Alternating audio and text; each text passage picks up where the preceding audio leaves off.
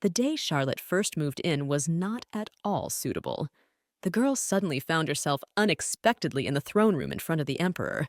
"Charlotte, you're late again. Tomorrow, the news of your engagement will be announced throughout the Empire. The wedding will take place in 6 months. This is your fiancé, Duke Irenicus von dem Adler," said the Emperor to his daughter. "Okay, stop! Who the hell is Duke Adler? A book synopsis I read recently said that Princess Charlotte was the 8th victim of a serial killer. She was murdered on the night of her wedding. The suspect was her fiancé." Frightened, the girl thought to herself, "I wanted to read a book last night about the worthless Princess Charlotte and her demise.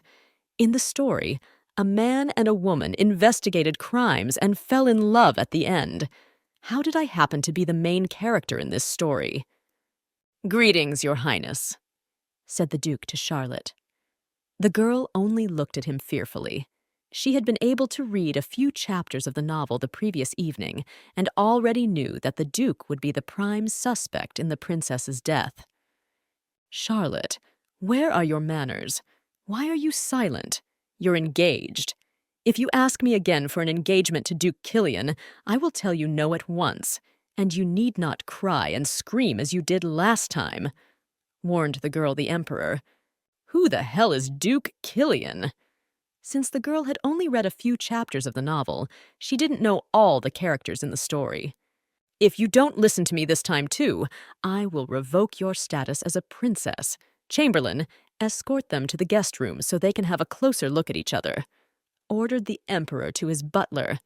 The girl wanted to object, but the Emperor wouldn't listen to her. It was extremely embarrassing, and at the same time scary, for the girl to be sitting in front of the man who would eventually have to kill her. The girl noted to herself that alone with her, the Duke behaved differently from the way he behaved in front of the Emperor. The novel stated that Duke Adler was the most desirable man in the Empire. He had money, fame, and good looks. I understand perfectly well that you want to tie yourself in marriage to someone else. There probably isn't a person in the entire empire who doesn't know that. But since this is a marriage of convenience, we have no reason to socialize with each other," said the Duke to the girl. "Let us meet you at the wedding itself. There is no need to cloud each other's lives with unnecessary communication. I know for a fact that I will be killed on my own wedding day, and it will most likely be the Duke who will do it. Is this handsome man really a serial killer?" Charlotte thought to herself. In her past life in the real world, Charlotte was a prosecutor in the corrupt violent crimes unit.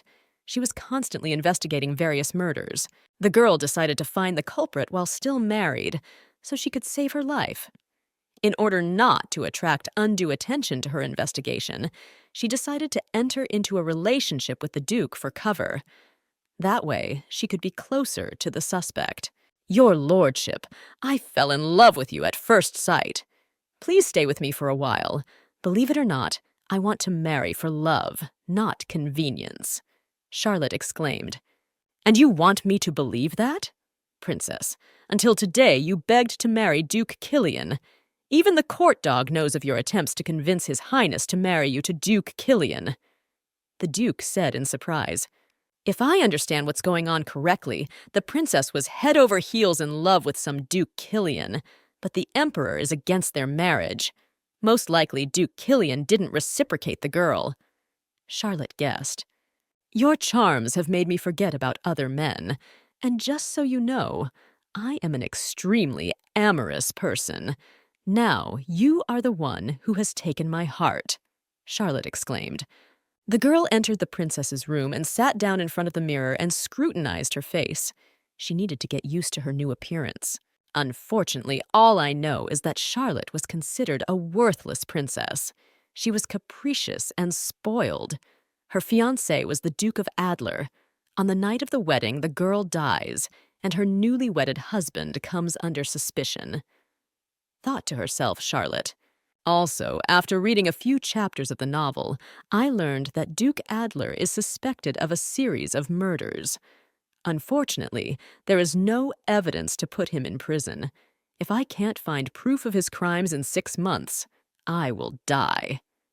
A maid entered the room. Her name was Hudson. Charlotte learned from the maid that she had been working here for 4 years. "If you've been working here for more than 1 year, you certainly know my name," noted Charlotte. "Yes, your full name is Princess Charlotte von der House of Astard," replied the maid. "What a long name I have after all. Hudson, I'll be honest with you. I don't remember anything that happened before last night. Honestly, I don't fully realize who I really am," Charlotte admitted. "And I know that your well-being the last few days has not been good. I believe you have lost your memory due to your prolonged hunger strike. I'm very sorry that no one from the Imperial Council came to see you," said Hudson. After analyzing the situation, Charlotte concluded that the local servants did not like the princess. The maids considered her a worthless wretch. Most likely, the most adequate maid was Hudson. "Hudson, I trust you, I like you, and I wouldn't want anyone else to know about my situation. Why don't we just keep this between us? I can rely on you?" Charlotte asked the girl. "Of course, I will take care of you from now on. I won't tell anyone about your secret. You can rely on me. We need to try to make sure no one guesses about your memory loss," Hudson exclaimed. "Although I was recently reminded of the fact that you've had memory problems before. One time you didn't recognize me. You said you'd never had a servant before," the maid said thoughtfully. Hudson told Charlotte that her mother had been the emperor's concubine, but unfortunately died in childbirth. Since the emperor loved the girl's mother, he had officially made her a princess. The current empress and her own children disliked Charlotte. Although the emperor loved his daughter, he paid little attention to her and did not care how his wife and other children felt about her.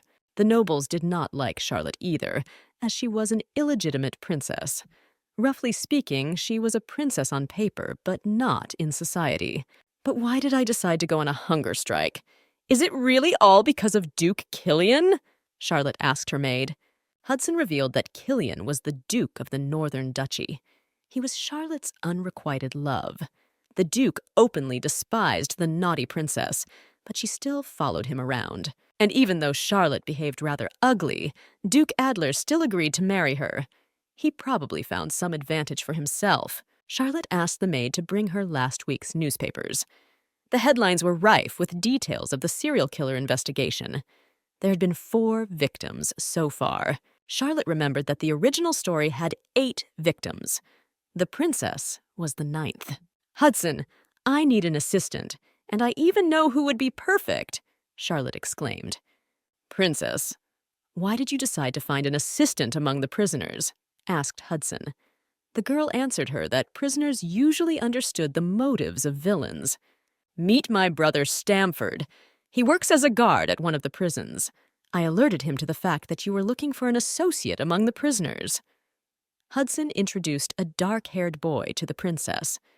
"Hey, prisoner 2021, come out here to join us," shouted Stamford. A large man immediately appeared in the hallway. His hands and feet were chained together. Stamford warned the princess that this criminal might pounce on her. "As you have already heard from the guard, I am a rabid dog that bites nobles. Aren't you afraid of me?" the outlaw asked the princess. "A few days ago, this criminal named John attacked a lieutenant. He also attacks nobles in hopes of reaching the nobility. An encounter with John Watson could be dangerous for you," warned the princess by the maid. "I am well aware of the risks, but I wish to speak to him alone, so please leave us alone," asked Charlotte. "I'm not going to give you any torture or anything like that. I only have one thing to ask. Let me earn your loyalty. I can pay your bail and provide identification," Charlotte promised. "And why would a princess do that? Are you going to play with me like a toy? You don't have to do that. It won't end well," John warned the girl. "Don't worry, I don't play with other people's fates. There is something I want in return. I'm looking for something, and I want you to help me for 6 months.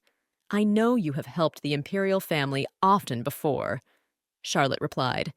"If you accept my offer, you will become a servant in the princess's chambers.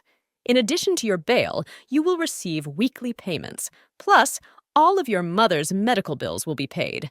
So, do you agree?" "Since you're offering such terms, I don't mind giving it a try. I'll address you as master," replied John. Charlotte went to the library and asked the librarian to find her some books. She wanted to research the family tree of the imperial family, read the handbook of the nobility, the history of the empire and its constitution. The girl sat down to study the books. She needed to familiarize herself with this world and adapt to it as soon as possible. The next day, John Watson entered the princess's bedroom. "Read what is written here and then burn this note." Charlotte held out a folded piece of paper to John.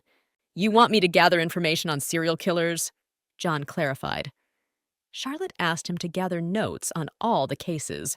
She also wanted to know about any special details found at the crime scenes. A maid burst into the princess's room and announced that the emperor had ordered that Charlotte attend today's breakfast meeting. Charlotte already knew that the breakfast meeting is a weekly event where the emperor gathers with all of his children and leads the conversation. Also attending this breakfast meeting are the ministers. They evaluate which of the emperor's children could succeed to the throne. Charlotte very rarely attended such breakfasts.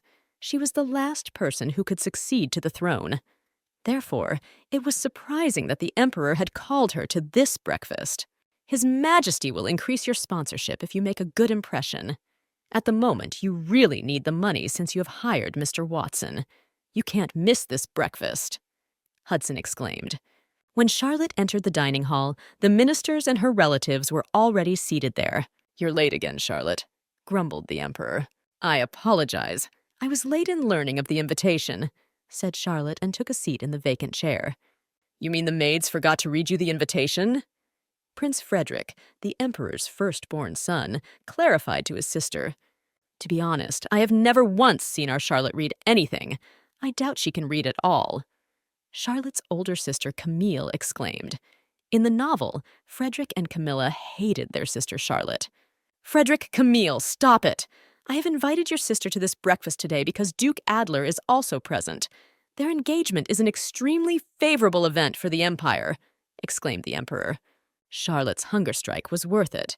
Thanks to her losing weight, she was able to go from Grand Duke Killian to Duke Adler. Camilla remarked. "Yes, all of that only happened because of the hunger strike. She still lacks some sort of education, basic culture," said Frederick, and everyone at the table laughed merrily. Charlotte looked at her fiancé, Duke Adler. The conversation at the table irritated him, but it was understandable because they ridiculed his future wife, his choice. Charlotte winked cheerfully at the Duke. "Charlotte, it's been a long time since you've had breakfast with us. Perhaps you want to share your opinions with us on solving the problems of the empire. But if you're suggesting to solve those problems like the seating guide did last time, then don't," said Frederick. "Since I have absolutely no need for the throne, I can say whatever I want. I'm not the real Charlotte, so I won't allow myself to be insulted." The girl thought to herself, "I understand you want to involve the army in the harvest. But will the soldiers agree to harvest wheat? Seems to me that you are proposing utter nonsense," said Charlotte to her brother. "What Camille is proposing is also utter nonsense. People in our empire are starving, so they are ready to revolt at any moment. I think it is foolish to export grain to the nearest countries. As for me, I suggest that we give up growing wheat. It is better to choose farms that grow fruits and vegetables and pay them subsidies. When the wheat crop goes down, farmers will have the strength to harvest it on their own." Microeconomics easily solves the problems of price and quality. By helping the farmers, we help the empire. "Are you suggesting we grow fruits and vegetables on the land we prepared for wheat?" Camille asked in an irritated voice. "There are times when you have to change your plans. The wheat problem can only be solved by cultivation," answered Charlotte. "If we produce barley and make whiskey from it to sell, I am sure there will be no export problem." "Charlotte, I don't recognize you lately. You have become more mature. Now you will always be present at breakfast." Smiling happily, the emperor said. After breakfast, Charlotte approached Duke Adler and announced to him that they had a date today. Charlotte noticed that Duke Adler's attitude towards her had not changed at all. He only watched her more closely. "Duke, you also have a long name like me. May I call you Rainier? In return, you will call me Charlotte," suggested the girl. No, I don't want that, replied the Duke. Okay, I guess I'm probably in too much of a hurry. By the way, I asked you out to ask you some questions. I want to learn as much as I can about you. I already told you that I fell in love with you at first sight. Smiling, the girl said, You just look into my eyes. They are full of love and affection. Also, in my eyes, you can see the burning passion for you. Charlotte liked men like the Duke. You could say he was one of her favorite types of men. Unfortunately, the Duke was a murderer, and that stopped the girl from going any further. You can ask me any question that interests you. I will do my best to answer it honestly, promised the Duke. Okay, here is my first question for you. Tell me, who was your first love? Charlotte took out a pencil and a notebook. She was ready to take notes. And why are you asking me about my first love? Asked the Duke. Charlotte answered him that it was important for her to know about her future husband's past. In reality, the girl was just looking for a motive for murder. She needed to know about the suspect's past. His life could shed light on the crimes. Since in the original story, Princess Charlotte was killed on her wedding night, the motive could have been elementary jealousy. Maybe the Duke had a lover, but the Emperor also forced him to marry his daughter. Princess, you've had a troubled past as well, am I right? Asked the Duke. Don't worry, I've already dealt with my past. I'm already doing well in that regard. All I think about now is you, replied the girl. You don't need to hide anything from me. I am a broad-minded person and am sensitive to my man's past. I have never had a first love, and it is true, though you may not believe me. You might say you are my first and last woman, confessed the Duke. The most enviable groom in the Empire and no experience in relationships? It's all a bit odd. Charlotte's mind flashed. And now it's my turn to ask you questions. I've heard that once you've taken on someone, you don't let them go so easily. Am I one of those cases? I'm suddenly curious about the reason for all this. What's going on? Why me specifically? Asked the Duke. I've told you before, and more than once. I fell in love with you at first sight, exclaimed Charlotte. That's understandable, but what exactly did you fall in love with? What interested you? The Duke really wanted to figure out what was going on. He really was curious as to why exactly he had been chosen to be the princess's husband. How could I not fall in love with you? You have blonde hair that shines like sunlight. Your clear eyes, the color of a serene lake, drive me crazy.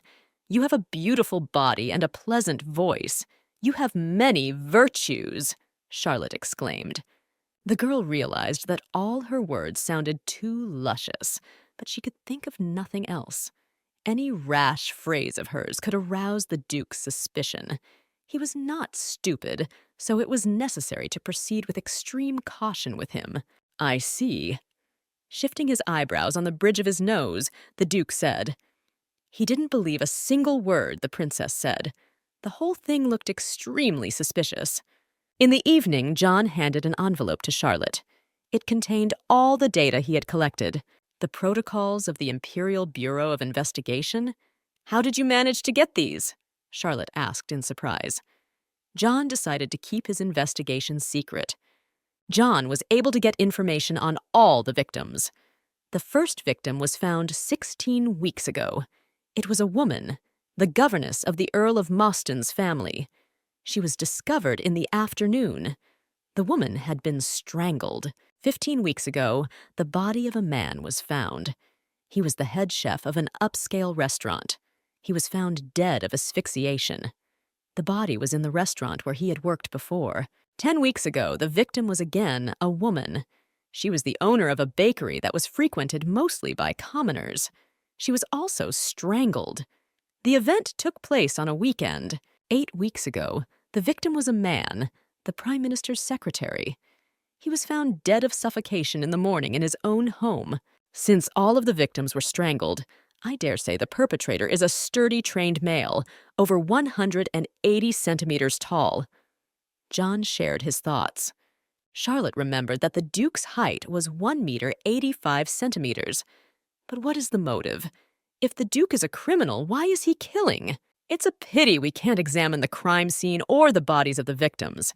They would be able to tell us a lot. Right now, we can only go by the protocols that have been drawn up. Charlotte muttered. And may I ask what the princess is investigating the serial killer for?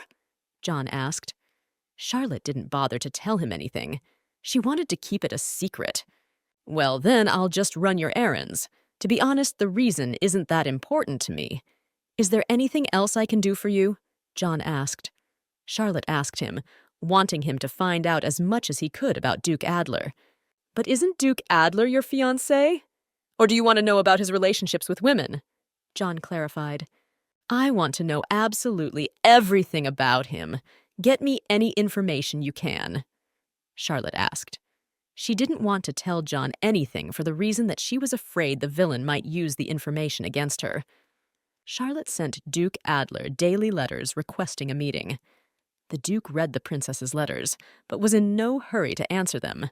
Your Highness, a letter from the Duke has finally arrived. An excited maid Hudson burst into the princess's room. The Duke suggested that the princess meet at the opera house this evening. Duke, you look very handsome tonight. I almost thought you were a sculpture of the opera house, exclaimed Charlotte as Duke Adler approached her.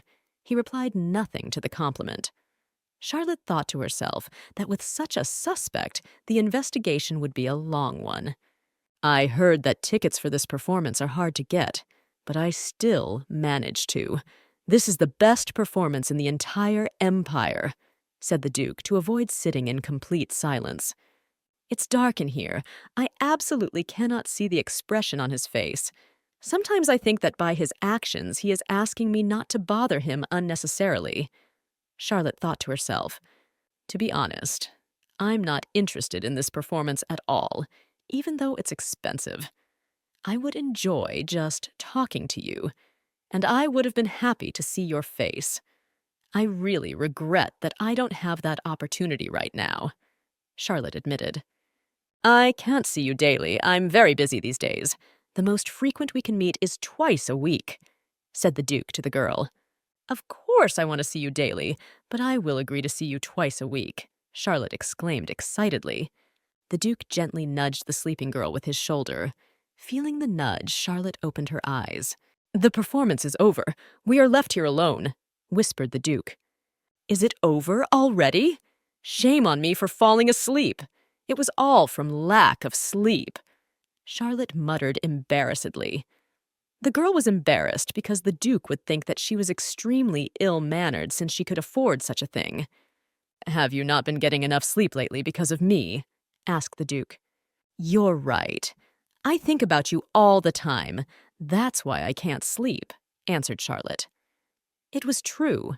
She was constantly thinking about the information she received. The girl wanted to get to the truth. She needed to know if the Duke was really a serial killer. Next time, let's arrange our meeting in advance. That way you can get a good night's sleep, said the Duke and rose from his seat. Your Grace, this is an invitation to a ball in honor of a debutante. The letter states that this event will be attended by the Grand Duke Killian. Will you be going to this ball? Asked the princess by her maid Hudson. No, I am no longer interested in Duke Killian. Lately, I have taken an interest in Duke Adler, replied Charlotte. Then I will write a disclaimer, said Hudson. Don't be in a hurry to do that. Rather tell me. Is there going to be anything new to high society at this event? Why would they have an event like this all of a sudden? Asked Charlotte. The ball in question will be given in honor of the young Lady Moston. Her parents are quite powerful, and she is extremely attractive. It is likely that at this ball the lady will be looking for a husband. The maid replied. Charlotte asked the maid for an invitation. Maybe she should have gone to this ball. We need to find out how a serial killer chooses his victim. What's the connection between them? The last murder was 8 weeks ago. Charlotte was extremely curious as to why the unsub was inactive. Had he decided to lay low, or still couldn't find a suitable victim? The girl remembered that the first victim of the murderer was the governess of the Earl of Moston. But what was the connection between her and the criminal? Could he be mentally ill? What if he had a reason to kill the governess? If so, what was it? I'll have to go to that ball. By researching the Earl's family and the Moston Manor, I can find the reason for the governess's murder. I also need to find out how the victim's family lives. The girl thought to herself. I've changed my mind. I'm going to that ball, said Charlotte to her maid. If you are busy, you need not come to the ball in honor of the debutante. You need not appear there as my partner, said the girl to the Duke. Then what was your letter about? Asked the Duke. What letter are we talking about now? Charlotte did not understand. I received this letter a few days ago. The Duke held out a crumpled piece of paper to the girl. Charlotte ran her eyes over the letter. A few days ago, she had indeed written to him about her feelings and asked to meet. In this letter, you wrote that you miss me. Then why don't you want me to come to the debutante ball as your fiancé? Asked the Duke. Strange. Somehow I thought my words would make him happy. Surprised, the girl thought. It's not because I don't want to socialize with you. I just don't want you to do anything because I asked you to. If you don't want to go anywhere, I take absolutely no offense to that. You are entitled to do as you wish. Charlotte replied, But I don't mind attending that ball. I was going there for Lady Moston and her family. If I go there without my fiancé, my reputation will suffer, said the Duke and snatched the letter from the girl's hands. Then I shall be glad to have you to keep me company. However, I want to warn you in advance that I will be wearing a rather revealing dress for this event, Charlotte admitted. And why would you wear an open dress? Who do you want to impress there? I don't mean to sound old-fashioned, but why would you wear something revealing? Asked the blushing Duke. I don't want to appear slutty in your eyes, but unfortunately I've run out of money, and the only dresses left in my closet are open-top dresses. I can't wear a dress that people have already seen, replied Charlotte. Charlotte entered the dining hall with her head held proudly high. Today she was determined to prove to the Emperor that she was worthy of more. Her goal was to provide herself with an extra income. The girl was tired of the fact that although she was a princess, she had absolutely no money of her own. She felt like a beggar living in a golden cage. Charlotte sat down across from Duke Adler. He immediately bowed his head in greeting. This surprised the girl because before the Duke had tried to ignore her during breakfast. So, the first thing on the agenda. We need to discuss with you the impact of the disappearance of magical stones and wizards of our empire. We need to set a course for the future. One of the ministers announced in a loud voice. What is happening now? What kind of magic and wizards are we talking about now? I didn't read anything about that in the book. The girl thought to herself in surprise, but tried not to look embarrassed. Since Charlotte came up with a pretty good idea last time, I suggest that she speak first this time, said the minister. What? I don't know anything about this topic. If I fail this time, they'll think I was just lucky last time. Frightenedly thought the girl. Suddenly, one of the maids fell to the floor and wheezed loudly. Foam came out of her mouth. Charlotte ran up to the maid and bent over her. What are you doing? Why did you go near her? What if she's contagious? Camilla asked in a contemptuous tone. This maid's lips and nails have taken on a bluish hue. There are bright, dark brown spots on her skin. Her mouth smells like bitter almonds. She's probably poisoned, so don't eat anything here and try not to inhale any pungent odors, asked Charlotte. Charlotte looked at the Duke. He had an extremely upset look on his face. This murder is different from previous ones. A completely different person could be involved here. Charlotte thought to herself. I suspect the maid was poisoned with cyanide. It is unlikely she was the main victim. Someone was trying to poison those present. Apparently the maid accidentally ate some product containing the poison, said Charlotte to those present. Thanks to you, Princess, we were able to prevent a disaster. We analyzed the powdered sugar that was sprinkled on the pancakes and found that it contained impurities of cyanide, said the commander of the knights, and bowed before Charlotte. Is there really a chef involved in this crime? Asked Charlotte to the Commodore. The chef was not present today, so the main courses were prepared by the saucier. He won't admit his guilt and says he doesn't understand how it happened, replied the Commodore. But isn't the chef in charge of the kitchen? He's responsible for all the dishes, and he's the one who makes the menu. He could have done something with the powdered sugar and then left, pondered aloud Charlotte. Everyone knows that salt and sugar are very expensive in the Empire. Soussier wouldn't use such expensive ingredients without the chef's knowledge. Why don't you arrest the chef before he escapes? You should have him interrogated. As expected, the chef was caught when he tried to cross the border. He turned out to be a spy from the neighboring country of Cortina who had infiltrated the palace some time ago. About 7 years ago, the Empire had subjugated the Cortina country. Since then, the people of that country had been constantly fighting for their independence. The failed assassination attempt on the emperor had raised even more unrest in the country. All those who could not prevent the attempt on the emperor's life were executed. Charlotte, on the other hand, was able to earn many favor points with the emperor by preventing his poisoning. The emperor doubled his daughter's budget. I caught the culprit, and my reputation and funding grew. I really hope it continues like this. Charlotte thought happily to herself. Oops, this is the first time I've ever stayed so long in the library. It's getting too late, I should go home. And what made me think it was only the chef who wanted to poison the emperor? What if there was a whole team at work? On top of that, there are so many people who hate Princess Charlotte. I'm probably in danger too. Charlotte decided to hurry, but she stumbled and fell to the ground. As she fell to the ground, the girl cried out in pain. Princess, are you all right? I heard your scream and came running. Are you alone here? Are you all right? Asked John, who approached. John gave the girl a hand and helped her up. Thank you for your help.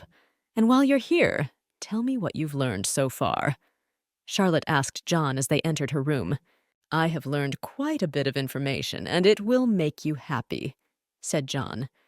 Since the conversation was going to be quite long, but he decided to sit down on a vacant chair. Duke Adler leads a rather lonely private life. He is not involved in any scandals. There are no rumors about him. He seems to think it's all a waste of time. But his father, Duke Adler Sr., was not like that at all. Overall, the Duke's family history is too complicated. His biological mother died due to illness 5 years ago. The current Duchess Adler is his stepmother. The relationship between the Duke and his stepmother is rather strained, but he is very close to his own younger sister, Lady Blair. Did you know the Duke didn't serve in the army after he graduated from the military academy? Charlotte asked. Only the Duke knows the answer to that question. By the way, the first victim who was a governess also worked in Duke Adler's house as well. Princess, why don't you think about security? John advised. I had guards, but I disbanded them because none of my guards looked like Killian, answered Charlotte. You disbanded your guards because they didn't look like your lover? Princess, come on! John exclaimed and laughed out loud. If you do decide that you need a guard, I can offer you one. The next day, Charlotte went shopping for a new dress. She now had enough money to update her closet. In one of the cafes, the girl noticed 3 of Camilla's girlfriends. These ladies had been friends with her sister since the academy. There was some blonde girl sitting next to the girls. Charlotte decided to join them. If I'm lucky, I might be able to hear the information I need here. Charlotte thought carefully, listening to what the girls were gossiping about. They say that this time, the minimum bid will be 500 million gold this time, and that's especially for us. If this investment brings a good return, I plan to open my own salon in the near future, Christina exclaimed. And I'll probably hold off a bit. I don't have that much money this time, Tiffany said with a laugh. Oh, how quickly time flies after all. I promised my mother today that I would have lunch with her. Mistress, will you come with us too? Asked Stephanie to the petite blonde. The girl nodded in agreement. Well, it's time for me to go as well. I am grateful for your time, Your Highness. I was extremely interested in speaking with you, Christina exclaimed. Damn, I never learned anything, Charlotte thought to herself wistfully. She felt sorry for the wasted time. Your Highness, then I will say goodbye to you as well, the blonde said, and was about to leave when Charlotte grabbed her arm. Wait, I won't keep you long. I wouldn't advise you to invest in the perfume business that Lady Christina was talking about. Somehow I feel like there's a scam in there somewhere, said Charlotte to the girl. And what do you mean by that? clarified the blonde girl. Think to yourself, where is the guarantee of big profits if the business hasn't even opened? Besides, there's no material manifestation of the business, just fundraising. Believe me, I have experience with scammers, Charlotte exclaimed. It may be hard for you to take my word for it, but please don't invest in this case. If this case does seem profitable, I will recoup your losses in the same amount. Mark my words. I warn you of the danger, for you and I will soon be inbred. Charlotte recognized the blonde woman standing before her. It was Duke Adler's younger sister. Her name was Blair Von Dem Adler. If you happen to find my advice useful, make sure you tell me something about your brother the next time you see him. I'm very interested in the Duke, Charlotte asked. Of course, Your Highness. With a smile, the girl replied. When Hudson opened the box with the dress the courier had brought, Charlotte noticed that it was a completely different dress.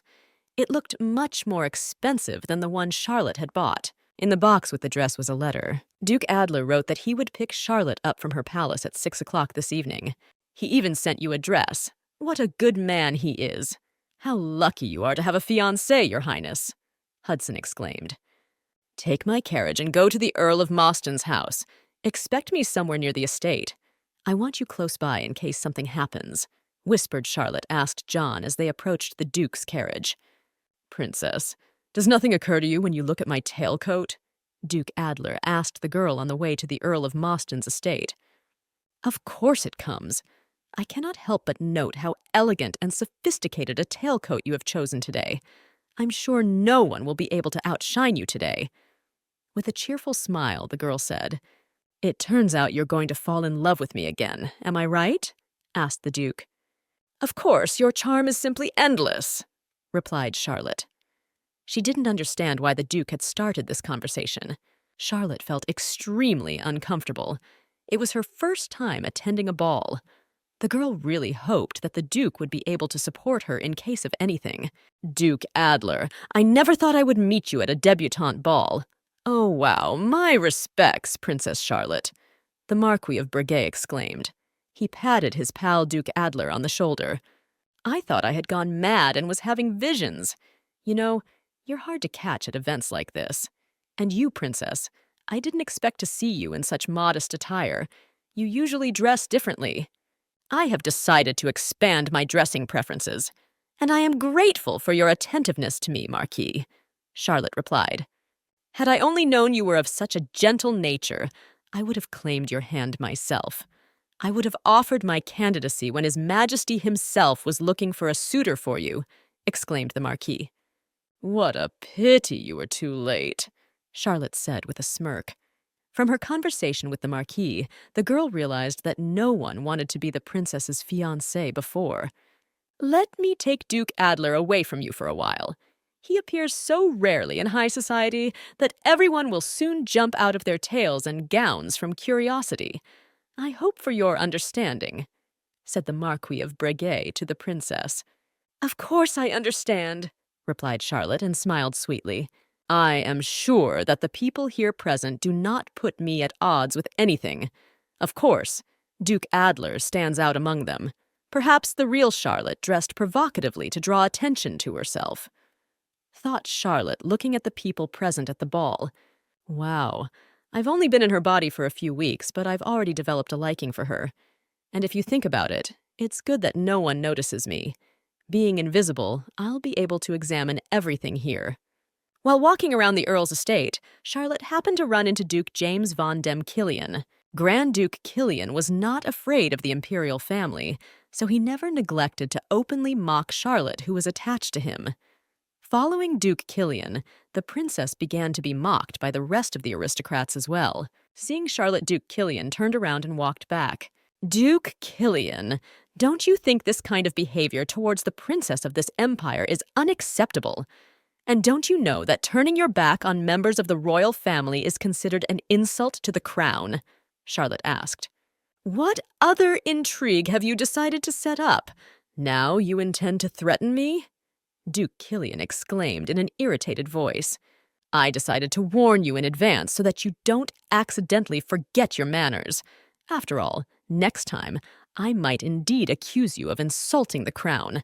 Now, allow me to leave," said Charlotte, and walked past the Duke.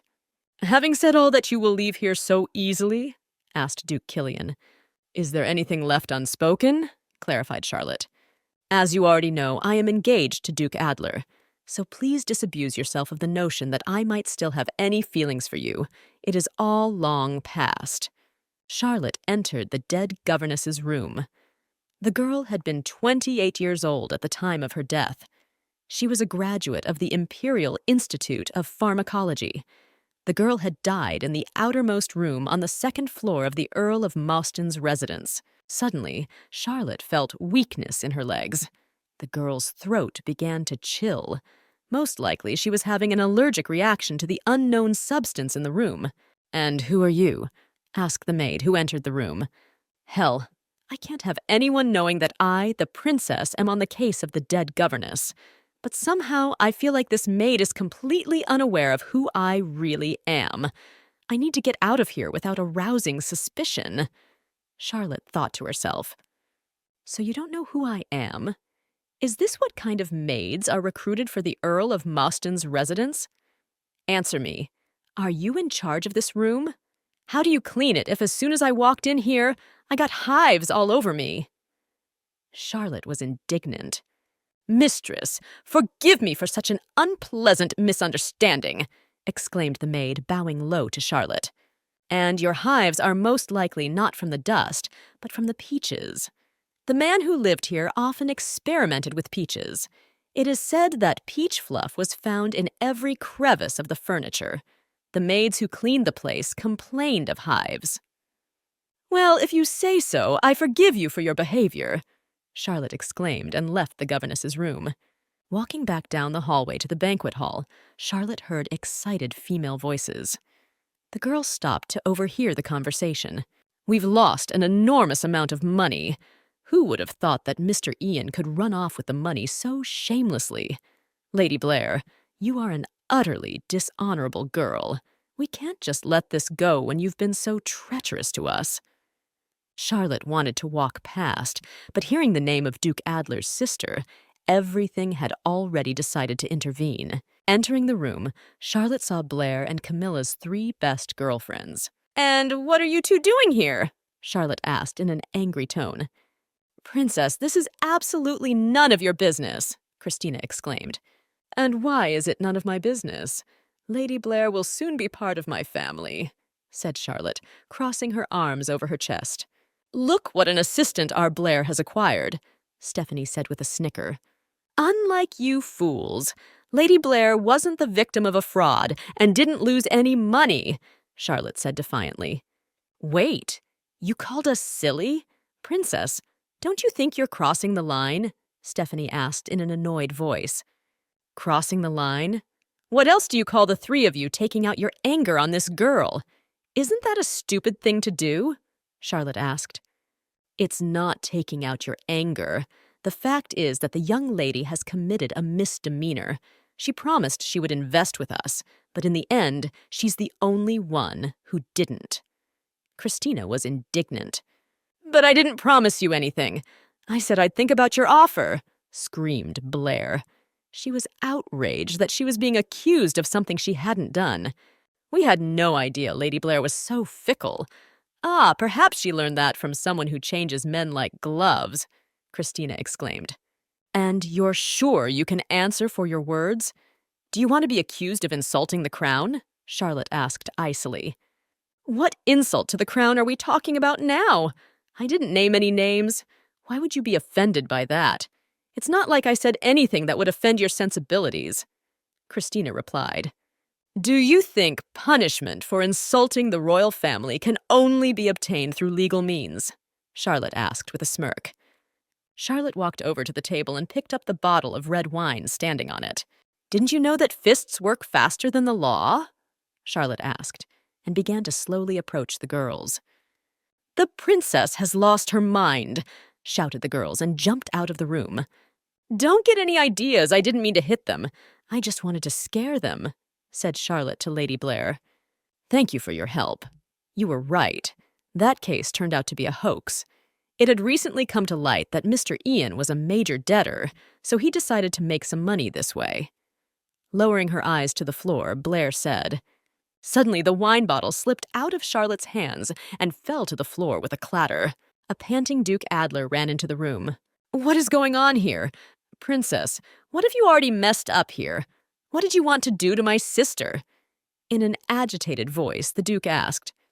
"I saw with what frightened faces the girls ran out of this room. What has happened here? Why is this bottle broken?" "Duke, you've got it all wrong. The bottle just slipped out of my hands. I didn't break it on purpose," Charlotte exclaimed. "Do you want to feed me your lies again? You just told me yourself that you broke the bottle. You want me to believe that you had absolutely nothing to do with it, and I don't want to hear any excuses from you," said the Duke to the girl. "I thought there was a change in you, but it turns out that people can't change their nature quickly. His eyes now tell me that he certainly won't believe a word I say. He might not even want to try to believe me. He looks like he doesn't want to hear from me." Charlotte thought to herself and left the room. "All I wanted to do was help, but everything turned against me. Perhaps the reason Duke Adler will kill me is because he simply hates me." "You're a little early. Isn't the dance over already?" John asked the girl. She bumped into him on the way out of the Earl's manor.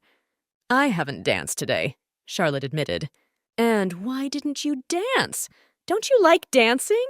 It's so easy. All you have to do is twirl back and forth," said John, and began to stagger from side to side. "I see you're returning without Duke Adler's escort. Wait here. I'll bring your carriage. If you are tired from tonight, I can carry you in my arms. Or will you reach the carriage by yourself?" "No, I feel very weak in my legs. I won't be able to walk to the carriage," said Charlotte, and jumped into John's arms. "You must be joking. I thought you only had frail arms, but it turns out you also have leg problems. There isn't a single strong point in your body. And by the way, you should eat more. You're as weightless as a piece of fluff," said John. Turning around, Charlotte saw Duke Adler standing on the stairs. She didn't care what he thought of the situation. "Princess, I wanted to tell you that the dress you bought yourself at the store looked much better on you. This one turned out to be too boring," said John to the girl. "Your Highness, are you really not going to write a letter to the Duke today either? But you have been writing to him every day, haven't you? Did you really quarrel with him at the ball?" asked Hudson. "Princess, it's the 5th!" An agitated Jones ran into the room. "What are you talking about now?" Didn't understand Charlotte. "I'm talking about a serial killer right now. A 5th victim was discovered at 5 o'clock this morning, and most likely you know this man. It's the Marquis of Breguet," replied John. The Adler family was noted for its position and wealth in the empire. The eldest son of the family was Irenicus von dem Adler, abbreviated Rennicus. Inheriting the most good genes from his perfect parents, he became an enviable groom. One day, quite unexpectedly, tragedy burst into Rennicus's happy life.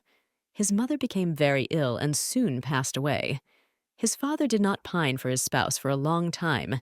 He soon married a new woman. A couple of years later, the family again experienced grief. Duke Adler Sr. passed away. Rennicus took over the family. One day, the emperor offered Rennicus to take his youngest daughter Charlotte as his wife. The duke could not go against the emperor's will, so he agreed to the marriage, even though he did not like his bride at all. Rennicus only wanted to marry Charlotte in order to keep his rights to own the mines. If it wasn't for the mines, the duke would definitely refuse the marriage. Rennicus saw that Princess Charlotte liked him, so he decided to reciprocate. But to his surprise, the girl turned out to be quite intelligent and interesting. Rennicus enjoyed spending time with her. Rennicus bought expensive tickets to the opera, hoping that the girl would like the performance. But she fell asleep. That day, Rennicus noted to himself that the girl didn't have an ounce of etiquette or restraint. Sitting at the opera, the Duke hoped very much that no one he knew would see his disgrace. Charlotte wrote daily letters to the Duke, in which she told him how much she loved him. Over time, the Duke noticed that he had become dependent on Charlotte's praise. Charlotte warned the Duke that she would go to the ball in a revealing dress. Rennicus disliked this very much, so he decided to buy a dress for the girl of his own taste. When Rennicus saw a purple dress in the store window, he immediately wanted to buy it for Charlotte. Rennicus wanted to present the dress to the princess on the day of the breakfast meeting, but his plans were disrupted by an unexpected incident of food poisoning. The Duke was very surprised that Princess Charlotte was the main person in solving the crime. The Duke was also amazed that in all the commotion, Charlotte was constantly looking for him with her eyes. This further convinced the Duke that the girl likes him. At the ball, debutante Duke met with his old friend Marquis Breguet. Back at the military academy, they were constantly competing with each other. Rennicus didn't like the Marquis's fake friendliness. "And so I rescued the Duke from the clutches of the worst woman in the Empire and brought him to you," exclaimed the Marquis, leading Rennicus over to a small group of aristocrats.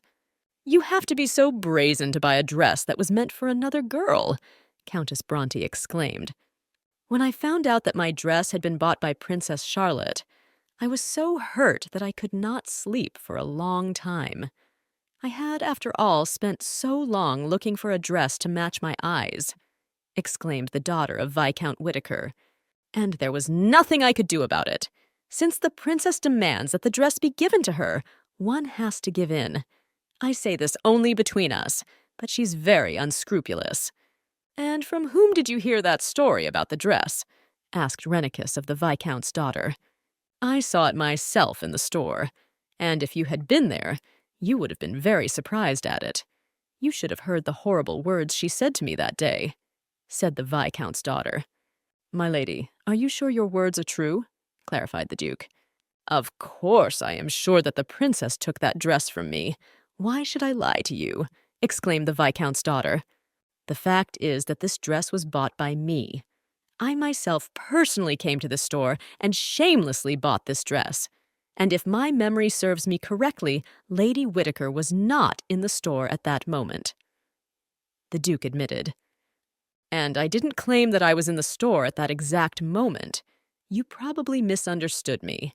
In fact, I heard about it from the shopkeeper." Smiling innocently, the Viscount's daughter said, "The shopkeeper didn't know who I was buying this dress for. I was in the store all alone and gave this dress to the princess afterwards. Lady Whittaker, you certainly have talent. You came up with such a fascinating story just from seeing the dress. And if you're going to lie, do it more confidently. I warn you that I will not tolerate any false information about my fiancé." "Huh, Lady Whittaker must be a little mistaken. Princess Charlotte is not known for her reputation. She's known for lying every other word she says," said the Marquis of Breguet with a laugh. "It is not for the man who does the dirtiest things in Cortina to judge her," said the Duke of Adler threateningly. "Take note, the Grand Duke Killian has just arrived. We must go to greet him at once," Lady Samantha exclaimed. Everyone immediately forgot the story about the dress and rushed over to Duke Killian. Rennicus noticed that the princess was nowhere to be found. Had she too gone to greet Grand Duke Killian? "Duke Killian is in demand with the girls as usual. I'm only glad he's doing so well," Lord Broadley exclaimed. "I think Duke Killian is too naive. You can play with a girl who's sticking to him on her own, and all he does every time is to refuse her and not even lay a finger on her," Marquise Breguet remarked. "Really? How do we know that he hasn't secretly had his fun with her already?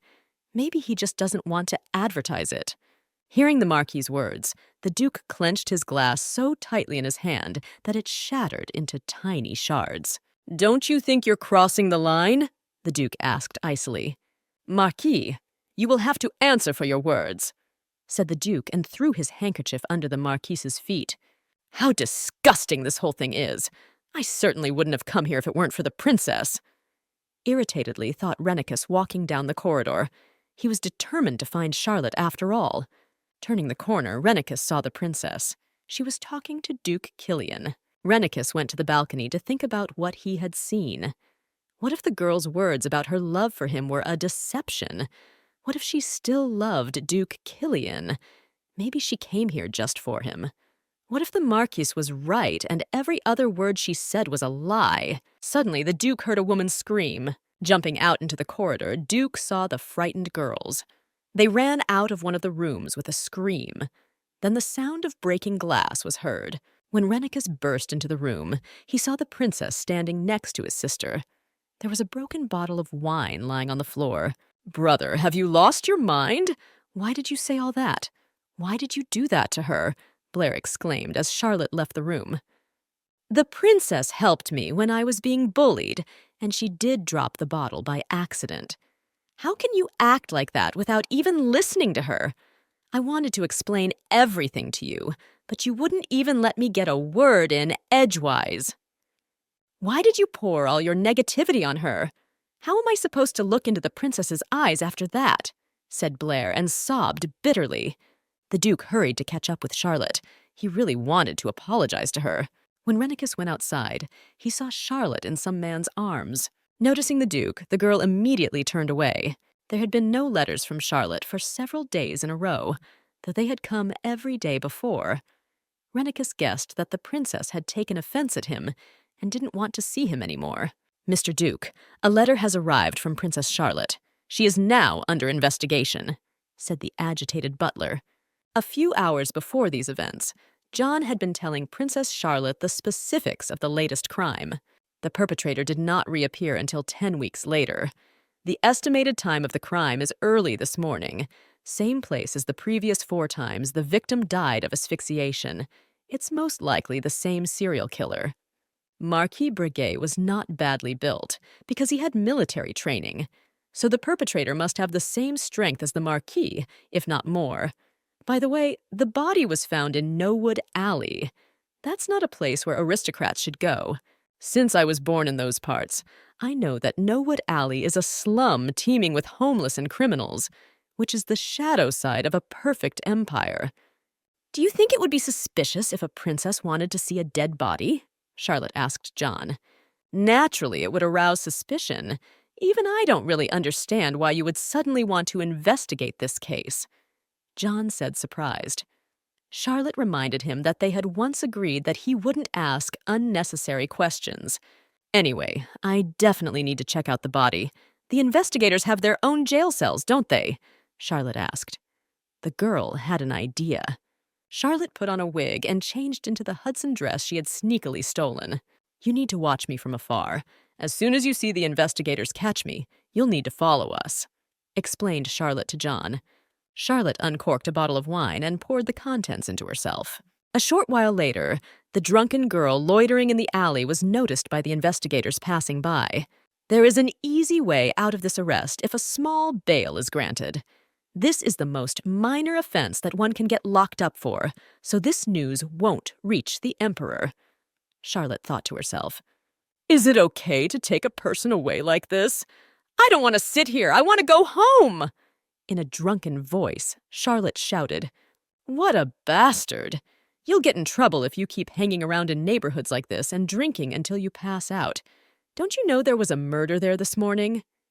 The policeman asked the girl. "And what kind of murder? What kind of nonsense are you talking about?" exclaimed Charlotte. "Girl, don't you even read the news? The victim's body is lying right now in the next room, in the morgue." With a cheerful snicker, the policeman said, "Great, so the morgue is right under my nose." Charlotte rejoiced to herself. The girl asked the policeman to take her to the restroom, but he refused her. "Dear sir, where is your superior? Quickly bring him here. Do you even know who I am? I had lunch with your boss yesterday. Are you ready to take responsibility for my actions? If you don't take me to the bathroom, I'll do it right here," screamed Charlotte. "Fine, I'll take you to the restroom. Just stop having concerts here," asked the policeman. As luck would have it, the morgue was right next to the restroom. "I need to step away for a while. You do your business and go back in quietly. Don't even think about running away before your trusted person comes for you," said the policeman to the girl. Charlotte nodded vigorously. Instead of the restroom, Charlotte went to the morgue. Lifting the sheet, Charlotte began to scrutinize the Marquis's body. His face is dead pale. It doesn't look like strangulation. If he had died from suffocation, there would be traces of blood stasis on his face. But the Marquis's face is clean, showing no signs of resistance or self-defense. Thought to herself, Charlotte, it is unlikely that a man who has received military training would not defend himself in any way. By the way, there are red spots on other parts of the body. It's a reaction to the poisoning. He was poisoned first, and then changed the cause of death to strangulation. I don't know how advanced the field of forensic medicine is here, but what is clear is that the investigators were deceived by the perpetrator. But it's not clear to me why he's recasting the cause of death. In the hallway, Charlotte ran into a policeman. He was carrying some kind of box in his hands. See, these are the ropes the perpetrator used to strangle his victims. The policeman showed Charlotte the contents of the box. We are very busy with this high-profile incident, so we have absolutely no time to babysit the likes of you. So sit here for a while and sober up, asked the policeman to the girl. John came to Charlotte and explained to her that he couldn't be her confidant, so he wouldn't be able to get her out of jail. It's all gone! What am I supposed to do now? Who will be able to free me? We can't let the Emperor find out about this. He will definitely punish me, Charlotte exclaimed, clutching her head. The girl had no choice but to turn to Duke Adler for help. And what are you doing here? What happened to you? A worried Duke Adler asked the girl. Sweat was running down his face. It was obvious that he had gotten to the police station at a run. Duke, you came to see me after all. Even the drops of sweat on your face look very pretty. As you've already noticed, I'm sitting behind bars, Charlotte exclaimed. I was told you were put in here for disorderly conduct while drunk. What's wrong with your hair? Is it a wig? The Duke asked in surprise. You see, there are situations in a girl's life when she wants to get a little rowdy. Charlotte winked cheerfully at the Duke. She asked, releasing her, and keeping the fact that she was a princess a secret. Duke Adler, what are you doing here? Asked the investigators who entered. They didn't expect the Duke himself to come to the police station to release a drunken girl. Rennicus paid the girl's bail and signed all the necessary papers. That's it. You can come out now. You're free to go, said the girl to the Duke. Thank you. You were the only one who could help me in this situation. I couldn't have done it without you. With embarrassed eyes looking away, Charlotte said, You didn't hurt yourself? Are you all right? Asked Rennicus to the girl. Thank you, I'm fine, answered Charlotte. Since I don't have anything planned today, let's go out with you, suggested the Duke. The suggestion surprised Charlotte, but she decided to agree. I haven't had fried meat in a long time, so you and I can go to a steak restaurant, Charlotte exclaimed excitedly. Okay, we'll go to wherever you want to go, replied the Duke. Charlotte noticed that he was upset about something. She remembered that it was at the steak restaurant where the second victim had been killed. And why did you decide to change your appearance and get drunk in that alley? Asked the Duke to Charlotte as they waited for their order. I heard there was a popular establishment there, but I knew that if a princess was seen in it, and drinking too, it wouldn't end well. Charlotte lied. And why did you decide to get drunk? Asked the Duke again. The girl answered him that she had stress built up, so she just wanted to get intoxicated to forget herself. Strange. I've never had the urge to get drunk to the point of forgetting myself, mumbled the Duke. I realize I am very strange in your eyes. I apologize to you for embarrassing you, said Charlotte and smiled sweetly. Could it be that the reason you wanted to forget yourself was because of me? I am very sorry for what happened on the day of Lady Mostyn's debut. I made a great mistake that day. I apologize that in my carelessness I offended you. Suddenly the Duke said, I want to thank you, though belatedly, for helping my sister. I could not pass by your sister, for it is not long before you and I will be one family, Charlotte exclaimed. Hearing the girl's words, Rennicus realized that all his efforts were not in vain. It was not in vain that he had rushed to save her, and it was not in vain that he had come here. When the girl stopped writing him letters, the Duke thought that she had decided to break off the engagement. Now she sits in front of him without a gram of makeup on her face, in the clothes of a commoner, and talks about the fact that they will soon become a family. To be honest, I didn't want to go to that restaurant. I don't have the best memories of my last visit here, Duke admitted. What is it? Does he really want to talk about the crime he committed? Surprised, Charlotte thought. 2 months ago, the chef decided to change the degree of rareness of my steak to his liking. He made it medium rare. The chef said it was the only way to fully savor the flavor of the meat. Duke began to recount. You may find this funny, but I go into a state of panic when I smell blood. That goes for steak as well. I almost showed that undignified side of me to my sister Blair and stepmother that day. That can't be. A man who went through a military academy panics at the smell of blood? The girl marveled. No need to make such a pitying face.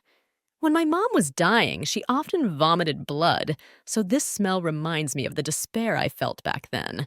When I remember that picture, it makes it hard for me to breathe. The Duke admitted. That's why, when I graduated from the military academy, I didn't join the army. I kept thinking maybe my mother would still be alive if I had stayed home instead of going to the academy. You see, my father didn't take care of my mother well enough. I never told anyone about it, ever. For some reason, I felt like telling you specifically. Maybe it's because we're going to be a family soon. Charlotte called the waiter over and asked him to make sure her meat was well done, so that there would be no odor of blood. You don't need to change the degree of frying because of what I told you. I won't smell any odor from your plate, said the Duke to the girl. Charlotte replied to him that she just wanted the meat well done. Charlotte understood the Duke's anguish well. In a previous life, when the girl was a little girl, she had persuaded her parents to go to an amusement park. On the way there, their car had been in an accident. Only Charlotte remained unharmed and alive. For many years, Charlotte blamed herself for what had happened. The girl thought that if she hadn't talked her parents into going to the park that day, they would still be alive. Everything that happened then was not your fault, so don't blame yourself. Charlotte covered the Duke's hand with her palm. It is not appropriate to imbue one's feelings for the subject of an investigation, but I comforted him without realizing it myself. My mind is a veritable mess right now. What is the matter with me? Charlotte thought as she lay in bed. I don't have time for such mental torment. I need to focus on the crime. Need to figure out why the evidence was tampered with. I need to analyze everything I learned at the station. Maybe the Marquis Breguet's killer and the serial killer are different people. This man tampered with the evidence to pin this murder on the serial killer as well. However, evidence can be tampered with not only in the Marquis Breguet murder, but in other cases too. I haven't seen the bodies of the other victims, so I can't say they weren't poisoned either. What struck me was the fact that all the ropes had the same peculiar knot on them. Assuming that all the victims were first poisoned and then strangled, the perpetrator could be a rather weak man and under 180 centimeters. Blair told me the other day about their past governess. She was a distracted person, constantly busy writing her research paper. That's why the Duke fired her. The second victim was the cook who changed the degree of roasting of the Duke's meat. Both victims had a point of contact with the Duke and had once messed with him. But could that be the reason for the murder? The Duke is certainly quite cold, but doesn't seem at all like a man capable of cold-blooded murder. In addition, the novel noted that he wasn't the murderer, but merely a suspect. If that's the case, then who is the real culprit? Last time we couldn't humanly end our meeting because of the attempted poisoning. I'm glad we're finally meeting again. Let's begin our meeting. In a loud voice, the Emperor said. Looking at Camilla, Charlotte noted to herself that she was up to something. The Marquis of Dust had also joined the breakfast. Camilla had influence over him. Your Highness, I would like an opinion on a matter, and with this matter I would like to address Charlotte, Marquis Dast exclaimed. He asked the question using many legal terms that were long familiar to Charlotte. Well, this is a topic of extreme interest to me.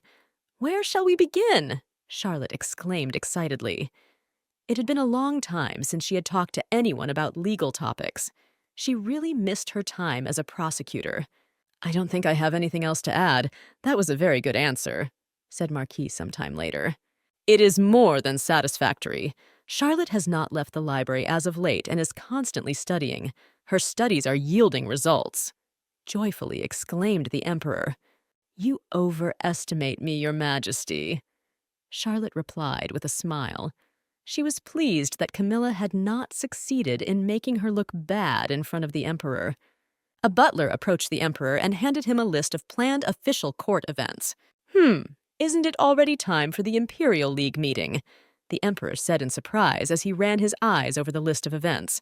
The Imperial League meeting is a gathering attended by representatives of the mandated countries of the Asgard Empire, represented by officials of the highest ranks. The event is founded to perpetuate and reaffirm the friendship of nations. "Due to recent events, we have excluded participants from Cortina," Butler reported. "This time, the event will be held more solemnly than ever before, so that no other country will even dare to perform such an act of Cortina," announced the Emperor. "Should we prepare to hold Princess Camilla's birthday party at the Imperial Palace this year?" asked the butler. "No, this year we will hold her birthday party at the Princess Palace. Princess Charlotte's birthday will be held at the Imperial Palace," replied the Emperor. "Father!" shouted Camilla, jumping up from her seat. The Emperor didn't listen to her. He silently left the meeting hall. And what just happened? Surprised Charlotte thought.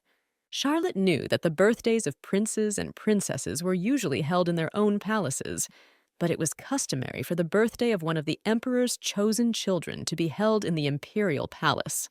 If Princess Charlotte hadn't suspected something amiss, Camilla would have been the only one alive among us to take the throne, said Prince Philip on the day of the poisoning, and apparently those words were enough for the Emperor to doubt Camilla. "Princess, today is the day of our rendezvous. Do you remember that?" asked Charlotte as Duke Adler approached. "It appears that you possess a very deep knowledge of the law of the Empire. Where were you trained in this?" asked the Duke to the girl. Charlotte had to lie that she had emphasized this knowledge from books. "Would you be my partner in this ball in honor of the Imperial League meeting? To be honest, I really like to take part in this event. So, will you come with me?" asked the Duke. "Of course, I would love to go with you to this event," said Charlotte, painting a joyful smile on her face. "Is there anything else you want to tell me?" With an embarrassed cough, the Duke asked. "What is wrong with him today? What's gotten into him? What words I usually say that I didn't say today?" The girl thought in surprise. "Duke, and you have something on your cheek," said Charlotte. The Duke shuddered fearfully. "Don't be frightened. You have your beauty on your cheek," exclaimed Charlotte. The Duke touched his cheek in embarrassment. Did he seriously want to hear compliments from me? It turns out I'm like a compliment machine to him. Is this shy man a serial killer? Charlotte thought to herself. Actually, that's not what I wanted to talk to you about. I heard that on the day of Lady Mostyn's debut, your dress was ruined. It was because you helped my sister. Therefore, I am obligated to make amends to you, said the Duke to the girl. I will pay for the cost of the dress you will wear to the ball for the Imperial League meeting. You don't need to worry about that.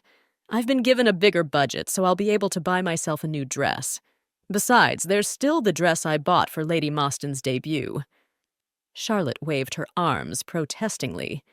The Imperial League meeting is a huge event and is attended by high-ranking officials from all over the Empire.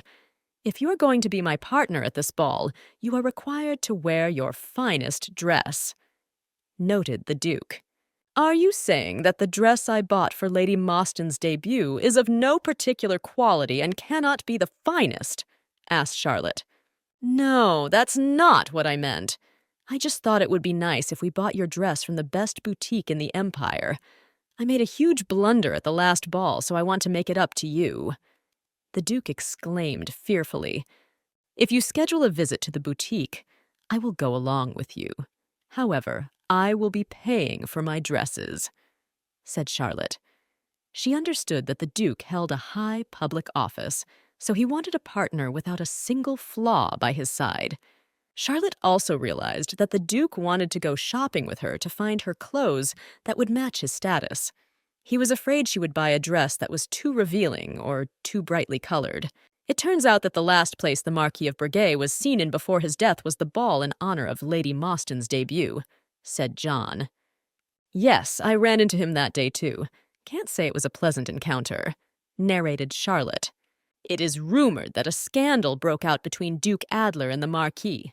Afterward, the Marquis was found dead, noted John. What's the matter? With all the victims, the Duke had misunderstandings.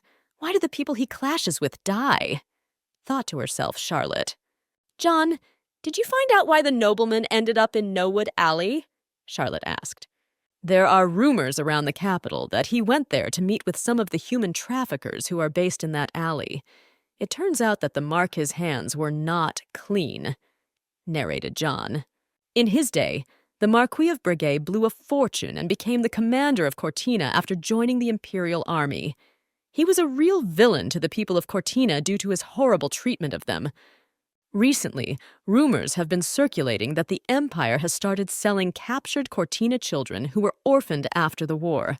Unfortunately, at the moment, there is nothing the Empire can do about it. Of course, there is a law that forbids human trafficking, but no one can accuse a nobleman of such a misdemeanor without hard evidence. Imperial law is harsh only on commoners. By the way, did you manage to examine the body at the morgue? Anyway, I just looked around the morgue since I knew that looking at a corpse would be too scary for me. Charlotte lied. She didn't fully trust John, so she didn't want to reveal all her cards in front of him. Through her channels, Charlotte had learned that John Watson had served in the army as an investigator. At one time, he had investigated the Marquis of Breguet's atrocities against the people of Cortina. What he learned, he reported to his superior. John's superior did not like John investigating the case, so he ordered it closed. When John resisted the order, the supervisor pointed a gun at him. John, seeing the threat, decided to disarm his supervisor. It ended up in court with a charge of assault on a superior, and John was sent to jail. Marquis Breguet was the very man who perjured himself at John's trial. Therefore, Charlotte was worried that John might hold a grudge against the Marquis. Roughly speaking, he was also a suspect. The next day, Charlotte went shopping to buy the most expensive dress. The girl was very sorry to spend money on some dress that she would only wear once, but there was no other way. When the dress was chosen, Charlotte looked at the check. The amount was half of what she had calculated. The girl guessed that someone had decided to pay half the cost of the dress she would choose. Hudson, did you notice that on the check the cost of the dress was half the price? I'm sure Duke Adler set the whole thing up, exclaimed Charlotte as she left the store. And what have I set up already? Charlotte heard the Duke's voice behind her. Oh, Duke, I wasn't expecting to see you today, the girl exclaimed. Lately, she had been surprised by the Duke's ability to appear at the most unexpected moment.